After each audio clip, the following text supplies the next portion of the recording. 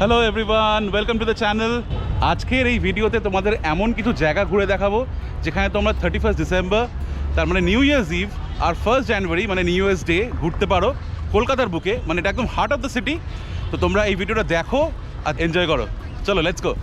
So প্রথমেই আমি যেখানে আছি সেটা হচ্ছে ক্যাথিড্রাল চার্চ। এটা হচ্ছে সেন্ট পলস ক্যাথিড্রাল। এটা হলো কলকাতার ময়দান এরিয়াতে। আর এই চার্চটা সব থেকে popular for Kolkatans as well as tourists. যারা এখানে ঘুরতে আসে কলকাতায় তারা এই চার্চে আসে। আর এই চার্চটা কিন্তু বেশ popular during Christmas and new years time. যারা চার্চ ঘুরতে ভালোবাসে তাদের জন্য এটা কিন্তু মাস্ট ভিজিট।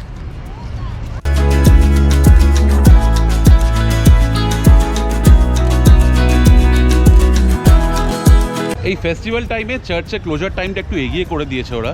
এখন 4 PM এই চার্চ বন্ধ হয়ে যাচ্ছে। তো তোমরা যখন এখানে আসবে সেরকম বুঝে প্ল্যান করে আসবে। আদারওয়াইজ বিকালবেলা কিন্তু এলে বা সন্ধ্যেবেলা এলে চার্চ কিন্তু বন্ধ থাকবে আর তোমরা ডিসঅ্যাপয়েন্টেড হয়ে ফিরে যাবে, সেটা মাথায় রাখবে। চার্চের ভেতরে ফটোগ্রাফি ভিডিওগ্রাফি কোনোটাই অ্যালাউড নয়, তাই ভেতরে যেতে পারলাম না, কারণ তোমাদেরকে দেখাতে পারবো না। বাইরেটাই দেখিয়ে দিলাম। It's a beautiful church from outside as well as inside. তো এটা কিন্তু একটা মাস্ট ভিজিট প্লেস। চলো আমরা নেক্সট ডেস্টিনেশনে যাই। Stay tuned.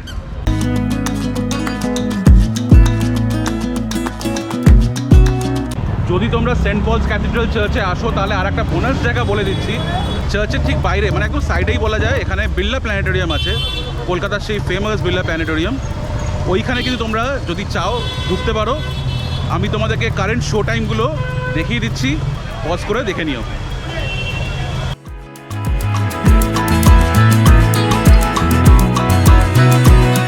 আমাদের আজকে নেক্সট ডেস্টিনেশন হচ্ছে মোহরকুঞ্জ।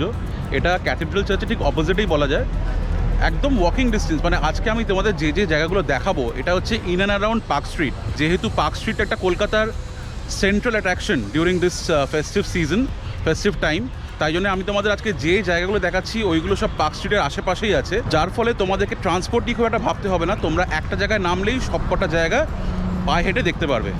মোহরকুঞ্জ ওপেনিং টাইম হচ্ছে 4 PM। এটা রাত্রির 8টা অবধি খোলা থাকবে। এই মুহূর্তে বন্ধ আছে, আমি 4টের আগেই পৌঁছে গেছি, তাই আমি ভেতরে ঢুকে তোমায় দেখাতে পারছি না। জাস্ট বাইরে থেকে কিছু শর্ট সিন তোমার সাথে শেয়ার করছি। This is one place where adults as well as kids can enjoy. এটা স্পেশাল অ্যাট্রাকশন ভেতরে হচ্ছে গ্রিনারি এবং nice flowers which place to the season, winter season. এই আমার পিছন দিকে হচ্ছে মোহরকুঞ্জের গেট নাম্বার 1, আর তার ঠিক ডান দিকে ভিক্টোরিয়া মেমোরিয়াল। যারা জানো না তাদেরকে এই লোকেশনটা বুঝিয়ে দিলাম। ভিক্টোরিয়া আমি আজকে ঢুকছি না, কারণ চূড়ান্ত ভিড় হবে। যদি তোমাদের ভিক্টোরিয়া মেমোরিয়ালের উপর কোনো ইনফরমেশন লাগে প্লিজ কমেন্ট করে জানাও, আমি রিপ্লাই দেবো। এবার আমরা চলে এলাম আমাদের next destination Elliot park. Elliot park আমাদের কলকাতা শহরের সব থেকে পপুলার পার্কসগুলোর মধ্যে একটা। এই পার্কের ওপেনিং টাইম হচ্ছে দুপুরবেলা 1টা আর বন্ধ হওয়ার টাইম হচ্ছে 4টে। এলিয়ট পার্কের ভেতরে একটা আর্টিফিশিয়াল খুব সুন্দর পন্ড আছে, আর তোমরা এখানে গ্রিনারিটা খুব এনজয় করবে। Elliot park is full of fresh air, চারিদিকে ছোট বড় অনেক রকমের গাছ, আর ফ্যামিলির জন্য কিন্তু এটা ছোটখাটো একটা পিকনিকের জায়গা হয়ে যেতে পারে। তোমরা এখানে ঘন্টাখানেক অনায়াসে সুন্দরভাবে কাটিয়ে দিতে পারো। তাহলে চলো এবার আমরা এগিয়ে যাই আমাদের নেক্সট ডেস্টিনেশন। চলে এলাম আমাদের next destination New Market area.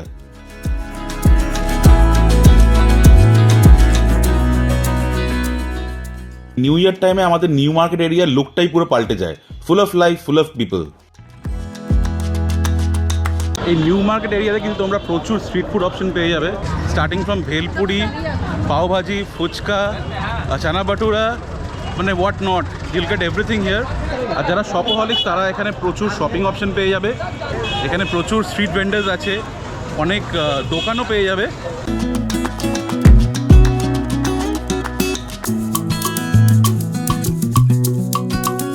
New Market এরিয়াতে এখন জমজমাট ভিড়, মানে এখন এটা নিউ ইয়ার ফিল আসছে, এত লোক একসঙ্গে এখানে চলে এসছে।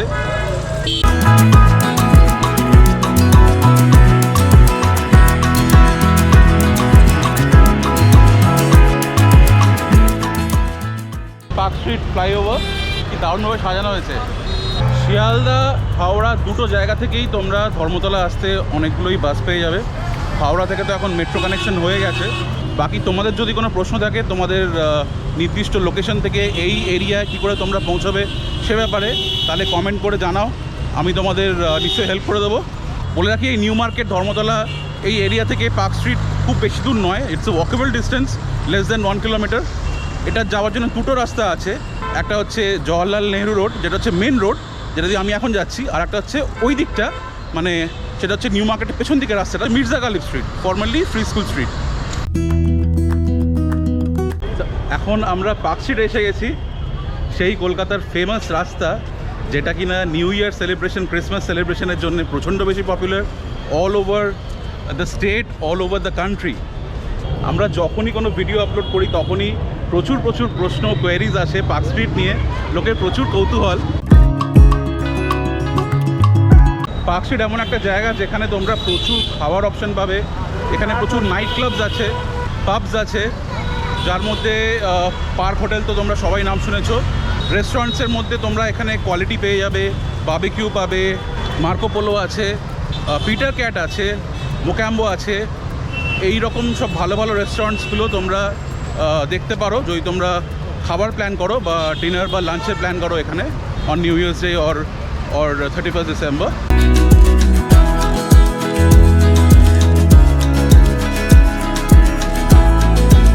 পার্ক স্ট্রিটে ঢোকা যায় কিন্তু অনেকগুলো রাস্তা দিয়ে, মানে মেন পার্ক স্ট্রিট ক্রসিং দিয়ে ঢোকা যায়, যেটা তোমরা মেট্রো করে অ্যাক্সেস করতে পারবে।